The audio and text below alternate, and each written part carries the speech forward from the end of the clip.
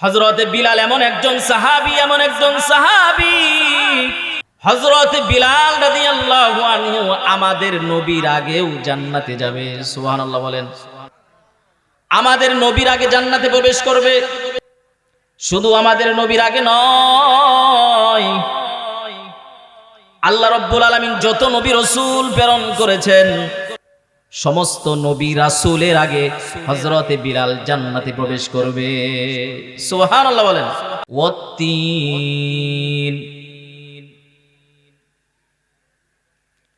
ওয়াত্তিনের শুরুতে যে ওয়াও আছে এই ওয়াওটা হলো ওয়াবে কসমিয়া, কসমের জন্য ব্যবহৃত হয়। ওয়াত্তিন, তিন ফলের কসম। তিন ফল তাফসীরের কিতাবের ভিতরে এসেছে এই ফলগুলো আরব দেশে বেশি হয়, ওই দেশগুলোতে বেশি হয়, তায়েফে হয়। আরব দেশগুলোতে তিনের ফলন বেশি হয়। আল্লাহ সুবহানাহু ওয়া তাআলা এই তিনের কসম কেন করলেন? আরো তো অনেক ফল আছে, আছে না? আম আছে, কাঁঠাল আছে, আঙ্গুর আছে, আপেল আছে, আরো হাজারো ফল আছে। হাজারো ফল থাকা সত্ত্বেও আল্লাহ রাব্বুল আলামিন তিন ফলের কসম কেন করলেন? অবশ্যই তো এর কারণ আছে কি নাই? তিন হলো অত্যন্ত দামি একটি ফল। যেই ফল এটা জান্নাত থেকে এসেছে। সুবহানাল্লাহ বলেন।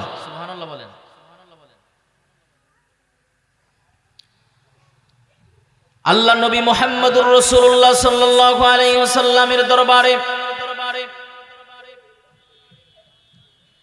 একবার কিছু তিন ফল নবীজির দরবারে হাদিয়া আসলো। ফাআকালা মিনহু, নবীজি সাল্লাল্লাহু আলাইহি ওয়াসাল্লাম সেখান থেকে কিছু ফল খেলেন। সাহাবায়ে কেরাম রাদিয়াল্লাহু আনহু আজমাইন কেউ কিছু ফল দিলেন যে তোমরাও খাও।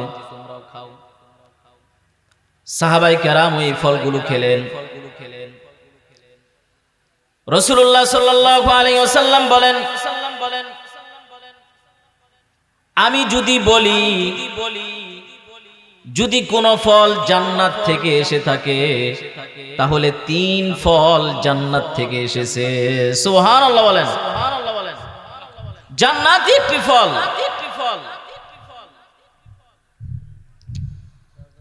আমাদের আদি পিতা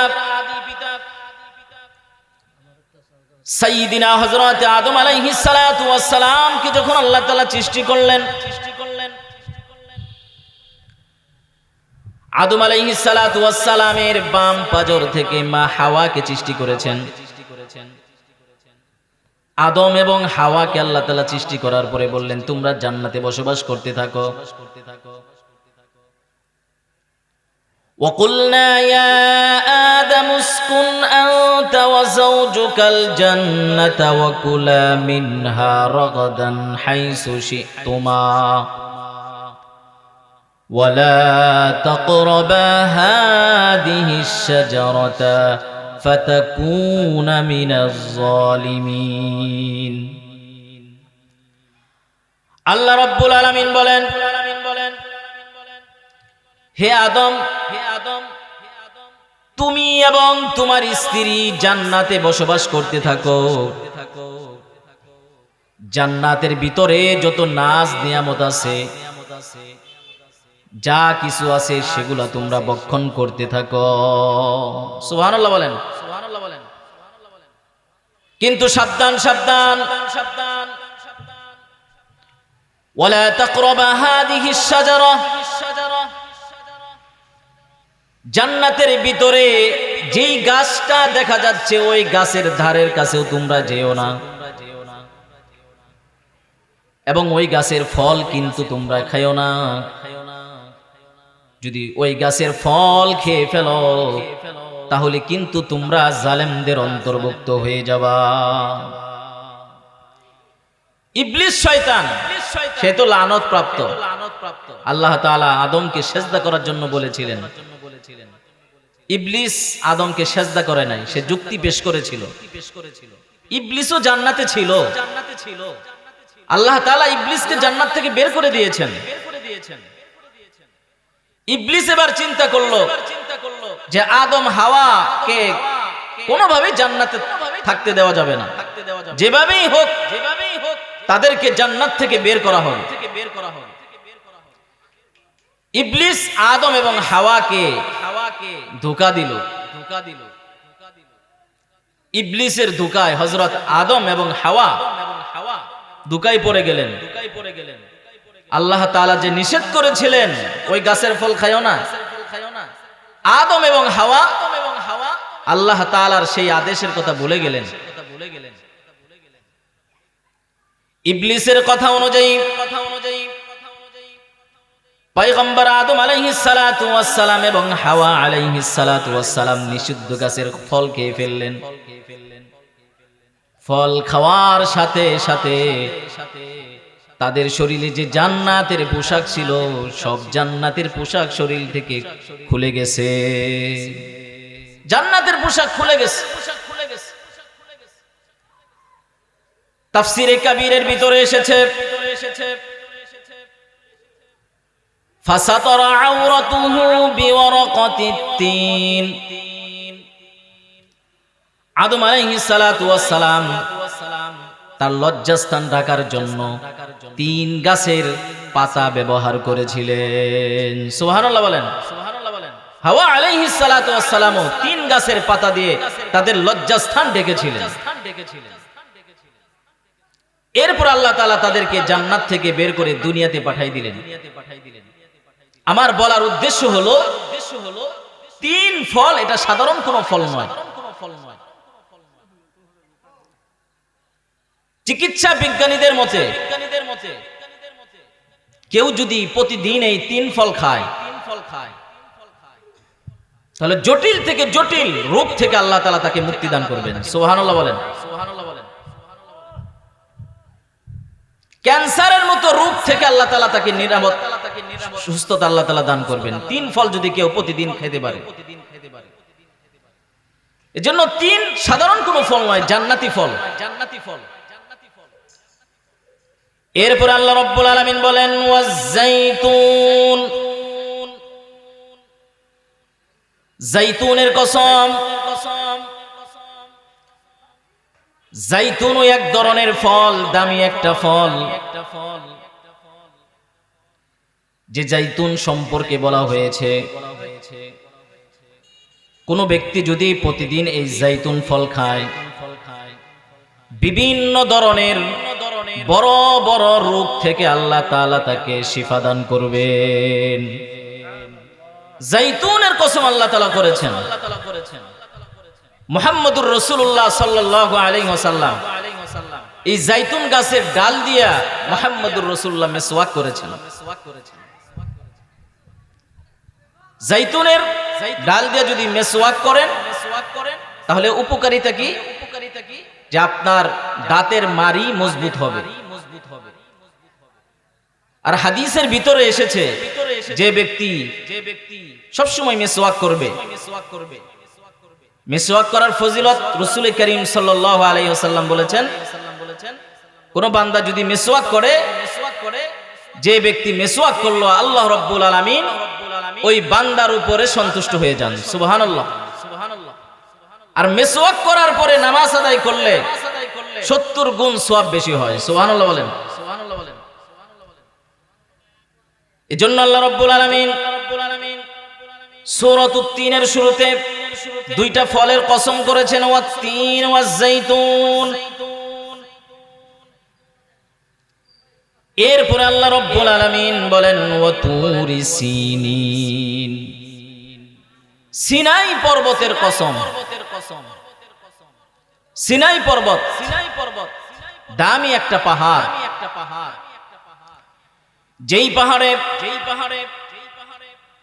পয়গম্বর মূসা আলাইহিস সালাতু ওয়াস সালাম আল্লাহ তাআলার সাথে সরাসরি কথা বলেছেন। তুর পাহাড়।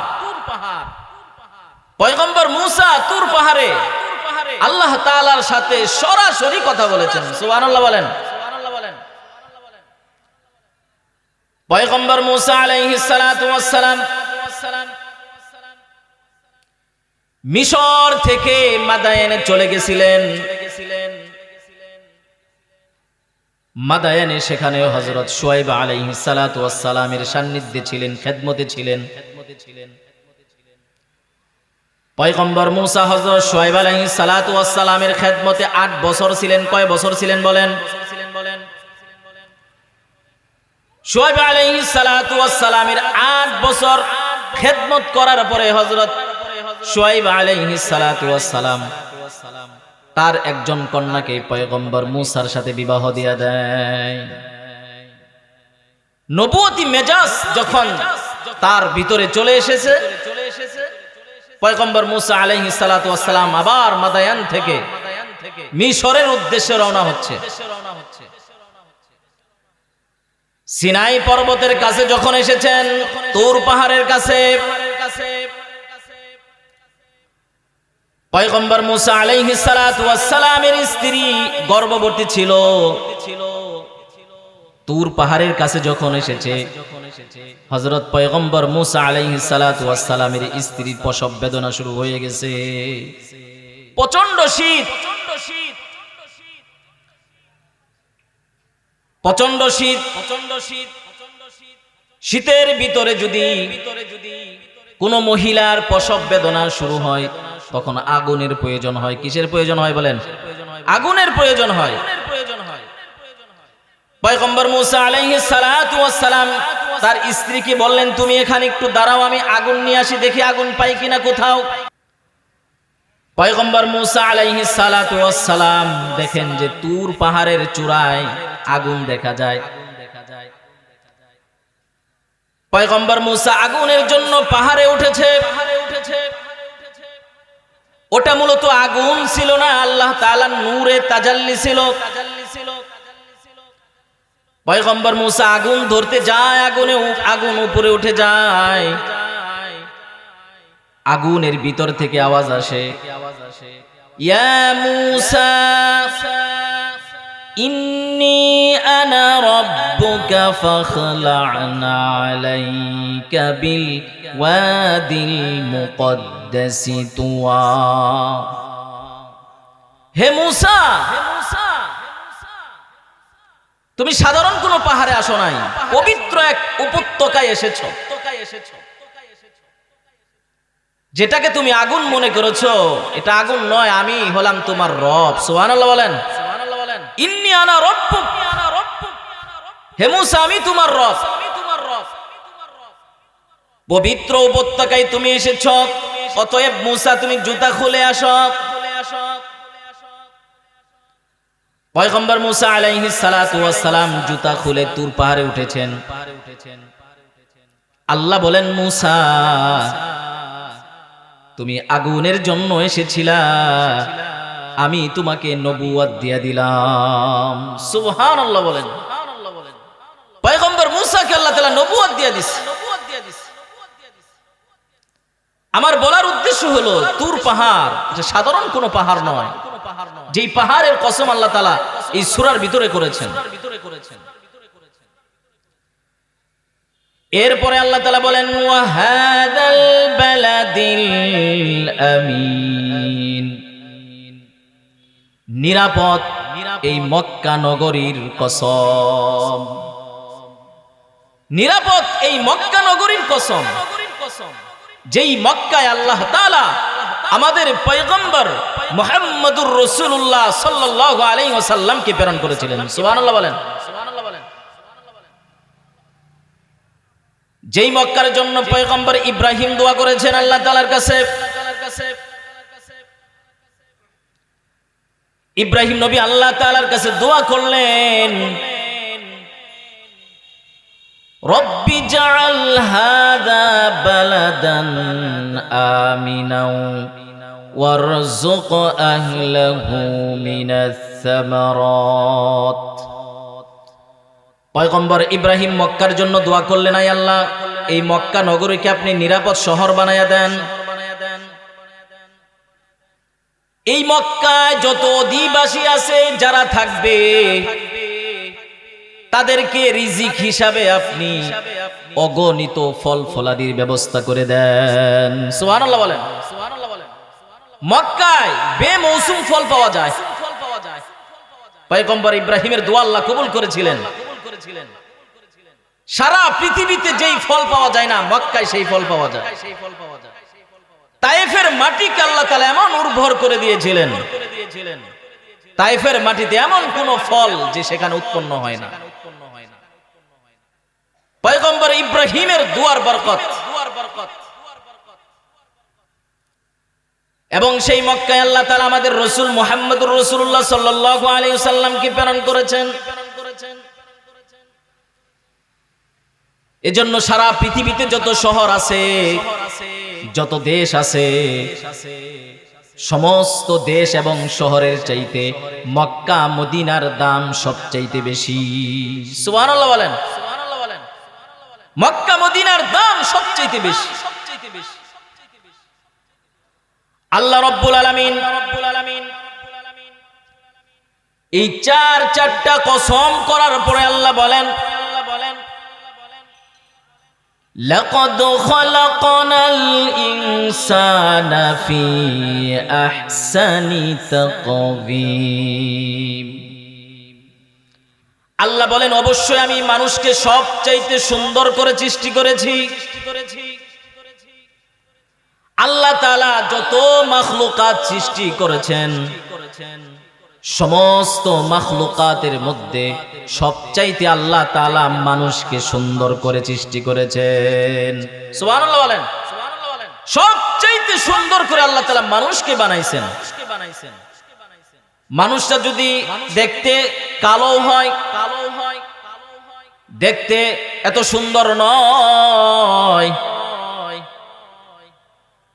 একদম কালো, নাকগুলো মোটা মোটা, ঠোঁটগুলো মোটা মোটা, দেখতে একদম অসুন্দর।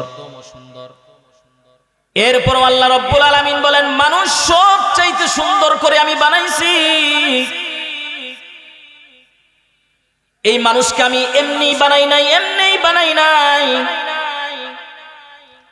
প্রত্যেকটা মানুষের জন্য আমি রব্বুল আলামিন এক একটা জান্নাত তৈরি করে রেখেছি। সুবহানাল্লাহ বলেন। আল্লাহ তাআলা গরুর জন্য জান্নাত বানান নাই, ছাগলের জন্য জান্নাত বানান নাই, যত পশু পাখি আছে তাদের জন্য আল্লাহ জান্নাত বানান নাই, ফেরেশতাদের জন্য জান্নাত বানান নাই।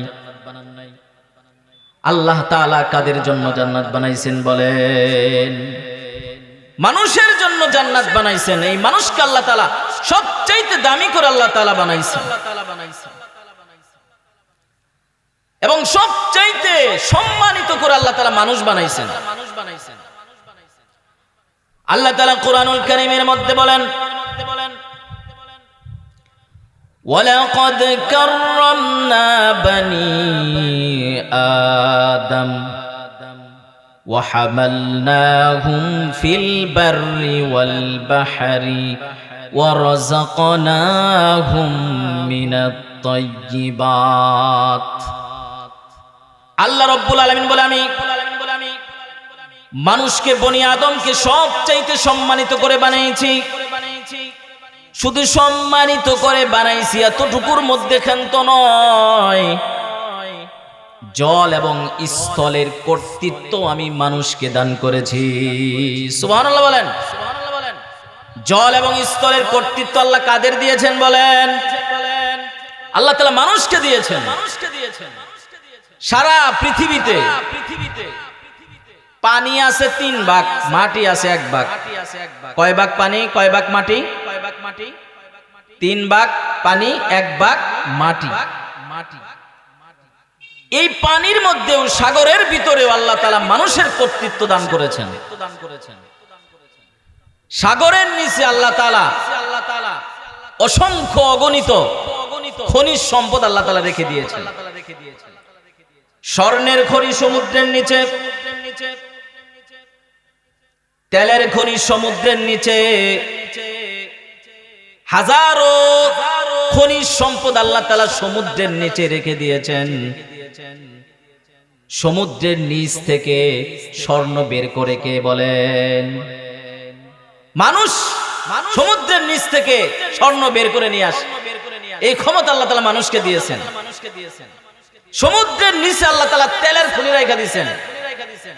সমুদ্রের নিচ থেকে তেল বের করে নিয়ে আসে কারা? মানুষ বের করে নিয়ে আসতেছে। যেই তেল দিয়ে সারা আরব কান্ট্রি চলতেছে। সারা আরব কান্ট্রি নয়, সারা বিশ্ব আজকে আরব কান্ট্রির তেল দিয়া চলতেছে। আমেরিকার মতো রাষ্ট্র সৌদি আরব, কাতার থেকে তেল নিয়ে তারা ব্যবসা বাণিজ্য করে আজকে তারা ধনী রাষ্ট্রে রূপান্তরিত হয়েছে। এজন্য আল্লাহ রাব্বুল আলামিন মানুষকে সম্মানিত করে বানিয়েছেন।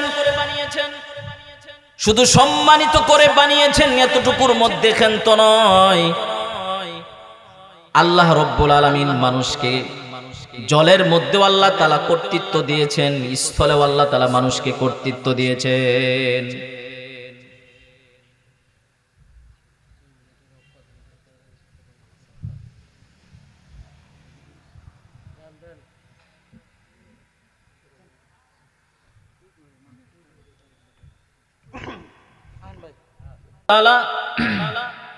জল এবং স্থলে আল্লাহ তাআলা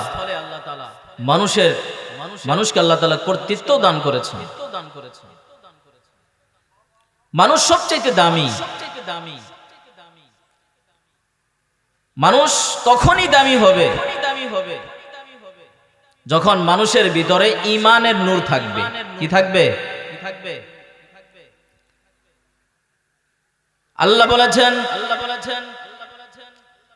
লাকাদ খালাকনাল ইনসানা ফি আহসানি তাকওয়িম। অবশ্যই আমি মানুষকে সবচেয়ে সুন্দর করে বানিয়েছি।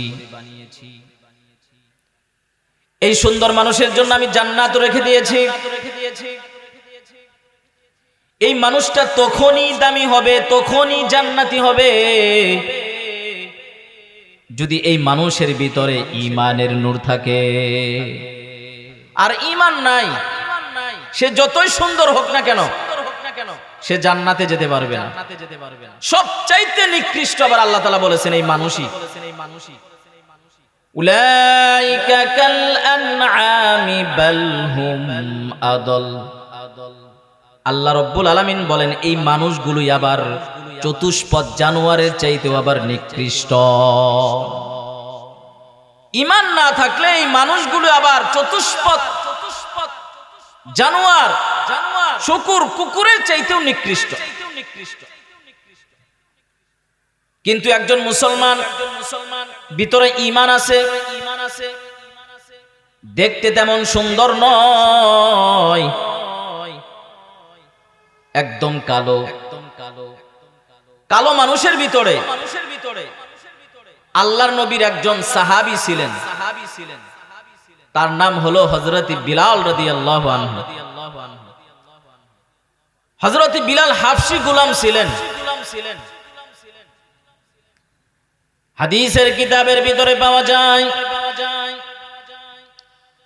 হযরত বিলাল এত কালো ছিল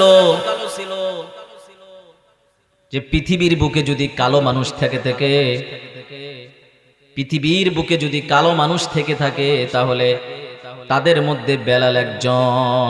এত কালো ছিল হযরত বিলালের ঠোঁট মোটা ছিল, নাকগুলো মোটা ছিল, চুলগুলো একদম কুকরানো ছিল, দেখতে অতটা সুন্দর ছিল না। কিন্তু হযরত বিলালের দিলের ভিতরে ঈমান ছিল। ঈমানের নূরে হযরত বিলাল আলোকিত ছিল। হযরত বিলাল রাদিয়াল্লাহু আনহু ইসলাম গ্রহণের কারণে উমাইয়া ইবনে খালফ হযরত বিলালের মনিব ছিল। হযরত বিলাল যখন আল্লাহ নবীর হাতে কালেমা পড়ে মুসলমান হয়ে যায়, উমাইয়া ইবনে খালফ যখন হযরত বিলাল সম্পর্কে জানে যে বিলাল ইসলাম গ্রহণ করেছে, উমাইয়া ইবনে খালফ হযরতে বিলালের ইসলাম গ্রহণের সংবাদ শুনে হযরতে বিলালের উপরে এমন নির্যাতন নিপীড়ন শুরু করে দিছে যে হযরতে বিলালের গলার মধ্যে রশি বেঁধে মক্কার বালকদের হাতে ছেড়ে দিছে। মক্কার বালক ছেলেরা হযরতে বিলালের গলার রশি ধরে টেনে টেনে গোটা মক্কার অলি গলিতে নিয়ে ঘুরছে। এত নির্যাতন নিপীড়ন করেছে হযরতে বিলালের উপরে। দ্বিপ্রহরের সময় প্রচন্ড রোদ, মরুভূমি। উমাইয়া ইবনে খালফ ঠিক দুপুরের সময় হযরতে বিলাল রাদিয়াল্লাহু আনহুকে মক্কার মরুভূমিতে শুয়ে রাখতে উচিত কইরা।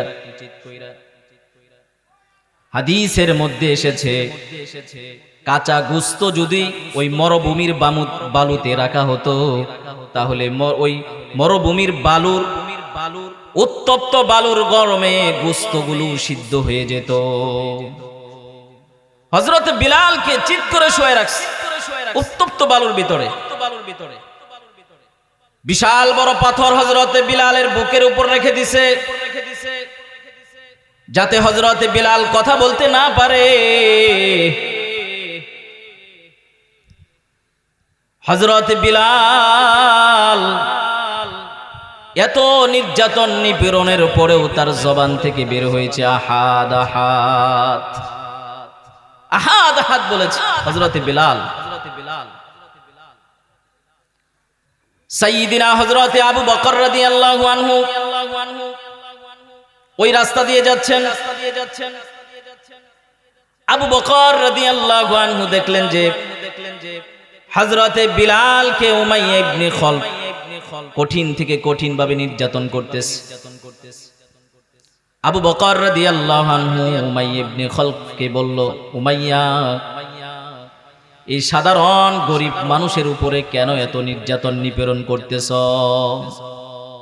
তাকে কি ছেড়ে দেওয়া যায় না?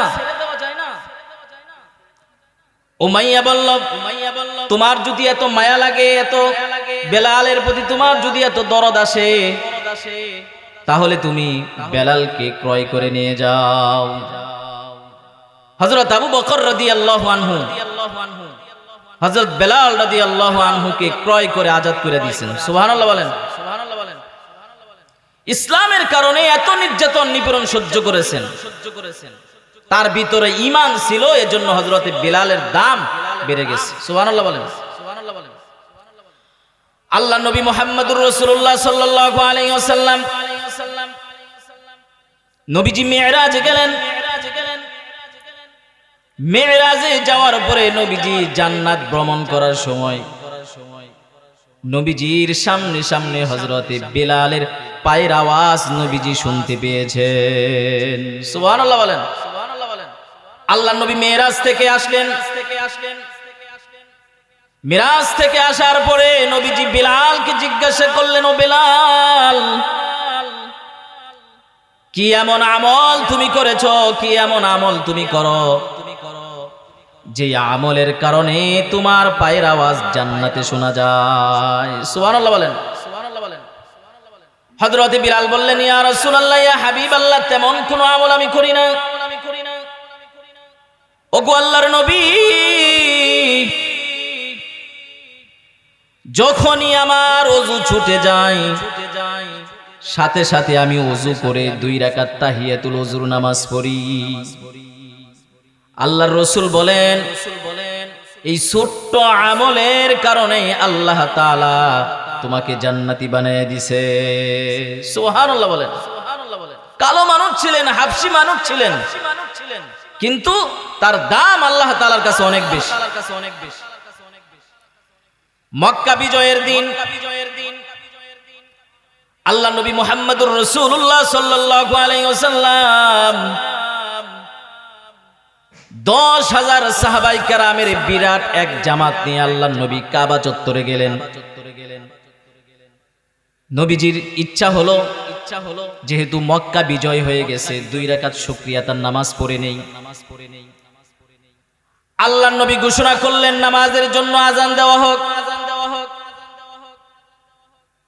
কোথায় আজান দিবে? মক্কায় তখন আজান দেওয়ার জন্য কোনো মিনার ছিল না। আল্লাহর নবী বললেন কাবা ঘরের ছাদের উপরে দাঁড়িয়ে আজান দেওয়া হোক। কে আজান দিবে? সাহাবায়ে কেরাম সবার দিলের তামান্না যে রাসূল যদি আমার নামটা বলতো। আল্লাহর নবী বললেন বিলাল,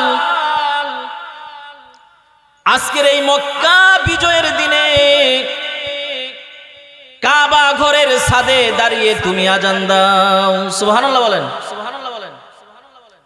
হযরত বিলাল রাদিয়াল্লাহু আনহু রশি বেয়ে কাবা ঘরের ছাদের উপরে উঠেছে আজান দেওয়ার জন্য।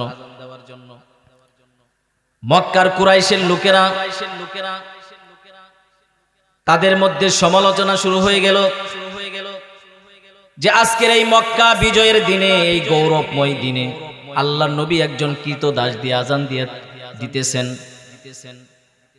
সমালোচনা হচ্ছে। আইয়ুহাল ইনসান ইন্না খলাকনাকুম মিন যাকারিন ওয়া উনসা وجعلناكم شعوبا وقبائل لتعارفوا إن أكرمكم عند الله أتقاكم। আল্লাহ তাআলা বলে দিলেন তোমাদের মধ্যে যার তাকওয়া বেশি, পরহেজগার বেশি, যার দিলের ভিতরে তাকওয়া বেশি, সেই আল্লাহ তাআলার কাছে দামি। কে কোন বংশের, কে দেখতে কেমন, সুন্দর না কালো, এটা আল্লাহ তাআলার কাছে দেখার বিষয় নয়। যার ভিতরে তাকওয়া পরহেজগারি বেশি সেই আল্লাহ তাআলার কাছে দামি। এজন্য বলা হয়েছে হযরতে বিলাল এমন একজন সাহাবী, হযরত বিলাল রাদিয়াল্লাহু আনহু আমাদের নবীর আগেও জান্নাতে যাবে। সুবহানাল্লাহ বলেন। আমাদের নবীর আগে জান্নাতে প্রবেশ করবে। শুধু আমাদের নবীর আগে নয়, আল্লাহ রাব্বুল আলামিন যত নবী রাসূল প্রেরণ করেছেন সমস্ত নবী রাসূলের আগে হযরতে বিলাল জান্নাতে প্রবেশ করবে। সুবহানাল্লাহ বলেন। কিয়ামতের ময়দান কায়েম হবে, ফয়সালা হয়ে যাবে। কে জান্নাতে যাবে, কে জাহান্নামে যাবে। আল্লাহ তাআলা আল্লাহর নবীকে বলবেন হাবিব আমার আপনি জান্নাতে প্রবেশ করেন। আল্লাহর নবীর জন্য একটা সওয়ারির ব্যবস্থা করা হবে, উটের ব্যবস্থা করা হবে। ওগো হাবিব আমার আপনি উটের উপরে সওয়ার হয়ে জান্নাতে প্রবেশ করেন। উটের লাগাম কে ধরবে? আরশ থেকে আওয়াজ আসবে বিলাল দাঁড়িয়ে যাও। আমার বন্ধু, আমার হাবিব মুহাম্মাদুর রাসূলুল্লাহ সাল্লাল্লাহু আলাইহি ওয়াসাল্লামের উটের লাগাম ধরে আমার বন্ধুকে জান্নাতে নিয়ে যাও। সুবহানাল্লাহ বলেন। উটের লাগাম যে ধরে সে আগে যায় না পিছনে যায়? আগে যায়। তো হযরত বিলাল রাদিয়াল্লাহু আনহু রাসূলের উটের লাগাম ধরে রাসূলকে জান্নাতে নিয়ে যাবে। সবার আগে হযরতে বিলাল জান্নাতে প্রবেশ করবে। সুবহানাল্লাহ বলেন। রাসূলের খাদেম হিসেবে প্রবেশ করবে। এজন্য হযরতে বিলাল অনেক কালো ছিল, দেখতে অত সুন্দর ছিল না, কিন্তু আল্লাহ তাআলার কাছে অনেক দামি। আর একজন কালো মানুষ ছিল, তার নাম হলো লোকমান হাকিম। অনেক বুজুর্গ আল্লাহ ওয়ালা ছিলেন হযরতে লোকমান হাকিম, যার সম্পর্কে আল্লাহ তাআলা কোরআনুল কারীমের ভিতরে স্বতন্ত্র একটি সূরা নাযিল করেছেন। সুবহানাল্লাহ বলেন। হযরতে লোকমান হাকিম গোলাম ছিলেন, কিন্তু হযরতে লোকমান হাকিমের দাম আল্লাহ তাআলার কাছে কেমন। আল্লাহ রাব্বুল আলামিন হযরতে লুকমান হাকিমের সামনে নবুয়ত পেশ করেছেন এবং হিকমত পেশ করেছেন যে লুকমান আপনি নবুয়ত গ্রহণ করতে পারেন, হিকমত গ্রহণ করতে পারেন। হযরত লুকমান আলাইহিস সালাতু ওয়াস সালাম হিকমত গ্রহণ করেছেন। হিকমত কাকে বলে? কিতাবের ভিতরে প্রবাদ এক বাক্য আছে, ওয়াজউ শাইই ফি মুহাল্লিহি, যার যোগ্যতা যেমন যোগ্যতা স্থানে তাকে সেখানে স্থান দেওয়া।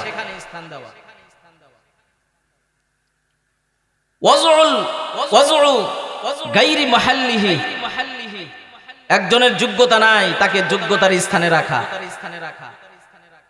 এটা হলো জুলুম। যোগ্য ব্যক্তিকে যোগ্যতার স্থানে রাখা, এই জ্ঞান যার ভিতরে থাকবে এটাও এক ধরনের হিকমত। আল্লাহ রাব্বুল আলামিন হযরতে লুকমানকে আল্লাহ তাআলা হিকমত দিয়েছিলেন। হিকমতের গুণ আল্লাহ তাআলা হযরতে লুকমানকে দিয়েছিলেন। হযরতে লুকমান জীবনে কোনোদিন কোনো গুনাহের কাজ করে নাই। এজন্য আল্লাহ তাআলা একটা সূরা নাযিল করে দিয়েছেন লুকমানের নামে। কোন ব্যক্তি যদি এই সূরা তেলাওয়াত করার সময় হযরতে লুকমানের নাম নেয়, লুকমান উচ্চারণ করে, কম পক্ষে আল্লাহ তাআলা তার আমলনামায় 10টা নেকি দান করবেন। সুবহানাল্লাহ বলেন। কম পক্ষে আল্লাহ তাআলা তার আমলনামায় 10টা নেকি দান করবেন। হযরত লুকমান কালো ছিল, দেখতে শুনতে এত সুন্দর ছিল না, কিন্তু হযরতে লুকমানের দাম আল্লাহ তাআলার কাছে অনেক বেশি। সুবহানাল্লাহ বলেন। আর অনেক মানুষ আছে অনেক সুন্দর, চেহারার দিকে তাকাইলে চেহারা জলজল করে, পূর্ণিমার চাঁদের মতো চেহারা উজ্জ্বল, কিন্তু ভিতরে ঈমানের নূর নাই, ঈমানের নূর নাই। মানুষটা যত সুন্দরই হোক না কেন, যদি ঈমান ছাড়া কবরে যায় তাহলে সাথে সাথে সে জাহান্নামে প্রবেশ করবে। সারা পৃথিবীতে কাফেরদের সংখ্যা অনেক বেশি। আজকে সারা পৃথিবী পরিচালনা করতেছে আমেরিকা। আমেরিকার প্রেসিডেন্ট হলো ডোনাল্ড ট্রাম্প।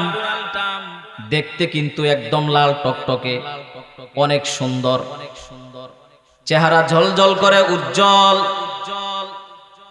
আল্লাহ রাব্বুল আলামিন ডোনাল্ড ট্রাম্পকে এত ক্ষমতা দিয়েছে, সারা পৃথিবী তার কথা অনুযায়ী চলে, কিন্তু তার ভিতরে ঈমানের নূর নাই। সারা পৃথিবীর মানুষ তার কথা শুনে, সারা পৃথিবীতে যত রাষ্ট্র আছে এই ট্রাম্পের কথাই চলে, কিন্তু এই ট্রাম্পের দাম আল্লাহ তাআলার কাছে একটু নাই। আমেরিকার প্রেসিডেন্ট সে যদি ঈমান না আনে, ওই অবস্থায় যদি মারা যায়, সাথে সাথে স্থায়ীভাবে জাহান্নামের ভিতরে থাকবে।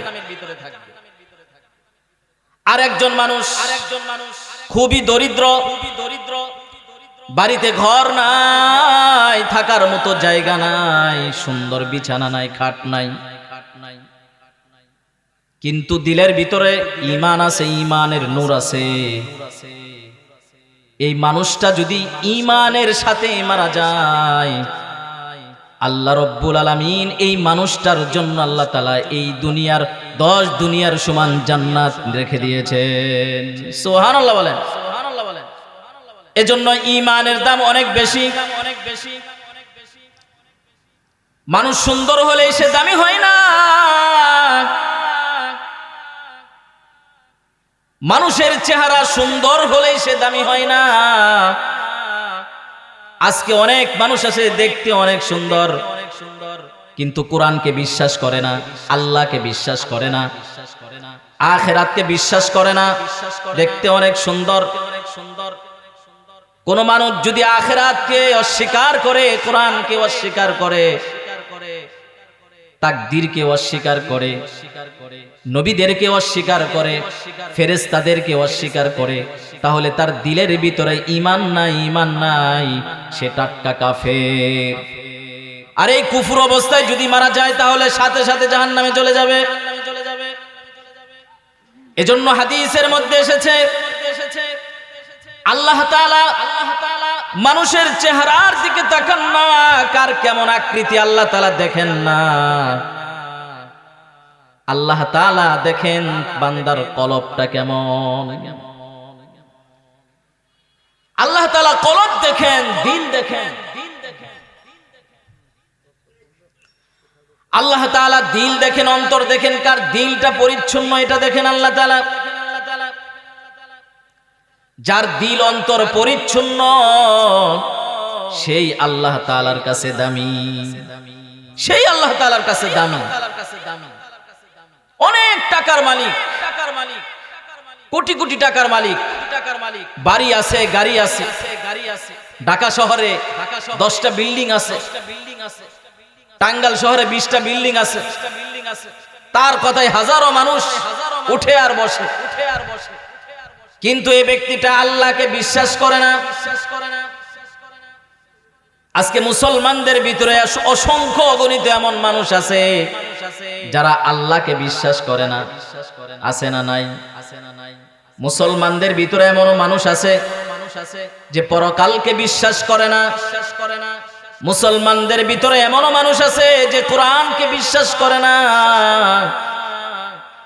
কবরের আযাবকে বিশ্বাস করে না, জান্নাত জাহান্নামকে বিশ্বাস করে না। অথচ সে মুসলমান। মুসলমান হলেও আল্লাহ বলেন এই বান্দার ভিতরে ঈমান নাই, তার ঈমান নাই। এজন্য ঈমানের দাম আল্লাহ তাআলার কাছে অনেক বেশি। এজন্য রব্বুল আলামিন বলেছেন লাকাদ খালাকনাল ইনসানা ফি আহসানি তাকওয়িম। আল্লাহ রব্বুল আলামিন চারটা কসম করার পরে আল্লাহ বলেন আমি মানুষকে অবশ্যই অবশ্যই সুন্দর করে সৃষ্টি করেছি। এরপর আল্লাহ বলেন সুম্মা রাদাদনাহু আসফালা সাফিলিন। এই মানুষগুলোকে, সুন্দর মানুষগুলোকে আবার আমি নিম্ন থেকে নিম্ন শ্রেণীতে আবার টেনে নিয়ে আসি। সুন্দর করে আল্লাহ তাআলা মানুষ বানাইছেন। মুফাসসিরিনে কেরাম এই আয়াতের ব্যাখ্যায় বিভিন্ন ব্যাখ্যা করেছেন যে একজন মানুষ যুবক অবস্থায় তার চেহারাটা অনেক সুন্দর থাকে, চামড়াগুলো টাইট থাকে, চেহারার ভিতরে নূর চমকায়। কিন্তু মানুষ যখন বৃদ্ধ হয়ে যায়, বার্ধক্য উপনীত হয়, এই সৌন্দর্য আর থাকে না। চামড়াগুলো ভাঁজ পড়ে যায়, দাঁত পড়ে যায়, মুখ থেকে দুর্গন্ধ আসে, কালো চুলগুলো পেকে যায়। এই সুন্দর মানুষগুলোকে আবার আল্লাহ তাআলা একদম নিম্ন থেকে আবার নিম্ন স্তরে পৌঁছায় দেন। কিন্তু আল্লাহ তাআলা বলেন ইল্লাল্লাযীনা আমানু ওয়া আমিলুস সালিহাত। তবে তারা নয় যারা ঈমান এনেছে এবং ঈমানের সাথে সাথে নেক আমল করেছে। মুমিন বান্দা যুবক অবস্থায় আল্লাহ তাআলার ইবাদত বন্দেগী করেছে, সারা জীবন আল্লাহ তাআলার ইবাদত বন্দেগী করেছে, আল্লাহ তাআলার নাফরমানি করে নাই। আল্লাহর এই বান্দা এখন বৃদ্ধ হয়ে গেছে, বার্ধক্যে উপনীত হয়েছে, এখন নামাজ পড়তে পারে না সময় মতো, রমজান মাসের রোজা রাখতে পারে না, ঠিক মতো আল্লাহ তাআলার তাসবিহ পাঠ করতে পারে না। আল্লাহ তাআলা বলেন আমার এই বান্দা যুবক বয়সে আমার ইবাদত করেছে, বৃদ্ধ অবস্থায় উপনীত হয়ে গেছে, এখন নামাজ পড়তে পারে না। আমি আমার এই বান্দার আমলে নামাজের সওয়াব আমি লিখতেই থাকি। সুবহানাল্লাহ বলেন। ফেরেশতাদেরকে আল্লাহ তাআলা হুকুম দেন, ফেরেশতারা আমার এই বান্দা যুবক অবস্থায় আমার হুকুম পালন করেছে, নামাজ পড়েছে, এখন পড়তে পারে না, আমার এই বান্দার আমল নামায় নামাজের সওয়াব লিখতে থাকো। সুবহানাল্লাহ বলেন। বান্দা এখন রোজা রাখতে পারে না, কিন্তু যুবক অবস্থায় আল্লাহ তাআলার হুকুম রোজা সঠিকভাবে আদায় করেছে, বার্ধক্যে উপনীত হওয়ার পরে সে রোজা রাখতে পারে না। আল্লাহ ফেরেশতাদেরকে বলেন, ও আমার ফেরেশতারা, আমার বান্দার আমল নামায় রোজার সওয়াব লিখতে থাকো। সুবহানাল্লাহ বলেন। এক সময় আমার বান্দা জিকির করেছে, এখন জিকির করতে পারে না। আমার বান্দার আমল নামায় জিকিরের সওয়াব লিখতে থাকো। মৃত্যুর আগ পর্যন্ত বান্দার আমল নামায় নামাজের সওয়াব লিখতে থাকবে, জিকিরের সওয়াব লিখতে থাকবে, তেলাওয়াতের সওয়াব লিখতে থাকবে। এজন্য মুমিনের দাম আল্লাহ তাআলার কাছে অনেক বেশি। মুমিনের দাম আল্লাহ তাআলার কাছে অনেক বেশি। এজন্য ভাই দুস্থ বুজুর্গ, ঈমানের সাথে সাথে নেক আমল করতে হবে। যদি নেক আমল করি, যুবক অবস্থায় নামাজ পড়ি, আল্লাহর হুকুম অনুযায়ী চলি, যখন বৃদ্ধ হয়ে যাব, বার্ধক্য উপনীত হব, তখন বোনাস হিসাবে মানুষ যেমন সরকারি চাকরি করলে চাকরির শেষে পেনশন পায় না, মৃত্যুর আগ পর্যন্ত পেনশন পায়, তেমনি ভাবে বান্দা যুবক অবস্থায় আল্লাহর হুকুম পালন করেছে, বৃদ্ধ অবস্থায় করতে পারে না, আল্লাহ তাআলা বৃদ্ধ অবস্থায় পেনশন হিসাবে আল্লাহ তাআলা তার আমল নামায় নামাজের সওয়াব দিবে, জিকিরের সওয়াব দিবে, কোরআনুল কারীমের তেলাওয়াতের সওয়াব দিবে, আল্লাহ তাআলা রোজার সওয়াব আল্লাহ তাআলা তার আমল নামায় লিখতে থাকবে। সুবহানাল্লাহ বলেন। এজন্য ভাই দোস্ত বুজুর্গ, আমরা যারা এখানে আছি, আমাদের প্রধান মেহমান উনি এসে পড়েছেন, এখনো যারা বাহিরে আছে, বাহিরে ঘোরাঘুরি করতেছে, আমাদের মহল্লায় কিন্তু অনেক মানুষ, আমাদের সমাজের অনেক লোককে আজকে দেখতেছি না। যারা সভা করছে, আসলে বিষয়টা হলো প্রত্যেকটা এলাকায় এরকম হয়, যারা আসলে মাহফিল করে তারা কিন্তু মাহফিল শুনে না, ঠিক না বেঠিক? যারা মাহফিল করে তারা মাহফিলের বয়ান শুনে না। শুনে কারা? দূর দূর দূরান্ত থেকে মানুষ এসে বয়ান শুনে। যারা মাহফিল করলো তারাই এখান থেকে ফায়দা অর্জন করতে পারলো না, তাহলে মাহফিল করে কি লাভ? এজন্য যারা আমরা এলাকাবাসী মাহফিল করেছি, এখনো যারা বাহিরে আসি, বাড়িতে আসি, খিজুরি পাকাচ্ছে, সেখানে অসংখ্য মানুষ এমনি অগণিত বৈশা রয়েছে, দাঁড়ায় রয়েছে। সব ক্ষেত্রে এরকম, বাড়ির কাছে মসজিদ করছে, পাশের বাড়ির মানুষ নামাজ পড়ে না। বাড়ির কাছে মসজিদ, বাড়িতে মসজিদ, মসজিদ যারা করছে তারাই নামাজ পড়ে না। এজন্য যারা মাহফিল করে তারা মাহফিল শুনে না। এই মাহফিল কি করে কি ফায়দা হবে? এজন্য আমাদের এলাকার সমাজের এখনো যারা বাহিরে আছি, ঘোরাঘুরি করতেছি, অনুগ্রহ পূর্বক আমরা প্যান্ডেলের ভিতরে চলে আসি। আমাদের প্রধান মেহমান অনেক দূর থেকে এসেছেন, অনেক সুন্দর আলোচনা করেন হুজুর। হুজুরের আলোচনা থেকে কিছু আমল, কিছু উপকারী কথা যদি বাড়িতে নিয়ে যেতে পারেন, মুসাফির মানুষ উনি দোয়া করবেন, হ্যাঁ, ওনার কথার দ্বারা যদি আপনি কিছু উপকার হন আর তদ অনুযায়ী যদি আমল করতে পারেন, হতে পারে আল্লাহ তাআলা এই আমলের উসিলায় আল্লাহ তাআলা আপনার আমাকে নাজাত দান করবেন। সুবহানাল্লাহ বলেন।